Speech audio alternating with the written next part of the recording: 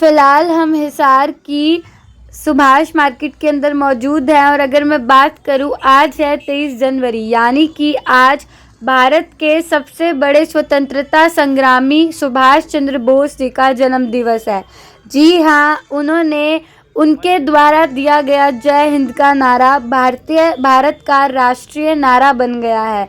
इसके साथ साथ आप वीडियो में देख सकते हैं कि हिसार के जाने माने चेहरे व मेयर गौतम सरदाना जी भी आज यहाँ पर मौजूद है और सुभाष चंद्र बोस जी की प्रतिमा पर माला अर्पण की जा रही है। और इस तरीके से जो आज पूरे हिसार शहर के अंदर उनकी प्रतिमा के ऊपर माला अर्पण करके उनका जन्म दिवस जो है वो मनाया गया है।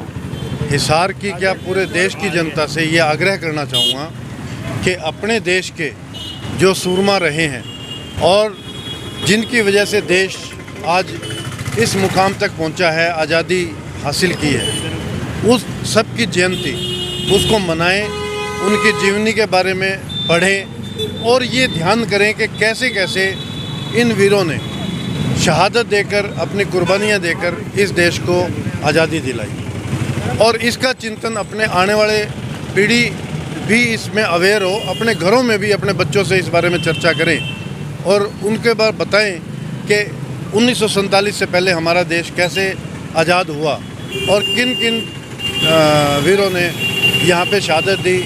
आज उसी कड़ी में 23 जनवरी को सुभाष चंद्र बोस जी की जयंती है।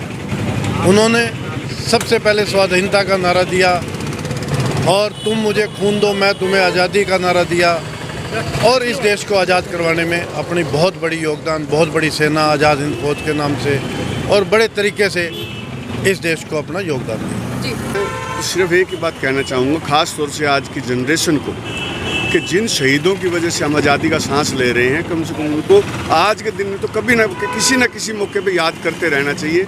जैसे उनके स्मारक का साफ़ सफाई को देख करके, उनके स्मारक की देख रेख कर करके, क्यों आजकल की जनरेशन ही आगे बागडोर देश की संभालेगी।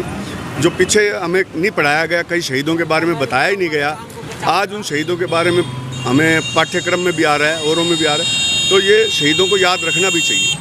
सुभाष चंद्र बोस जी की कुछ ऐसी बातें जो आपको शायद पता हो और इस वक्त की अगर बात करूँ न्यू जनरेशन को प्रेरित करती हो, ऐसा कुछ भी क्या आपको पता है?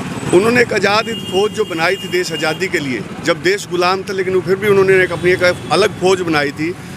हम अपनी लड़ाई खुद लड़ेंगे, ना कि किसी से आगे करके किसी को लड़ेंगे। वे उस फौज के जरिए हम आज़ाद हुए और हुए भी सही।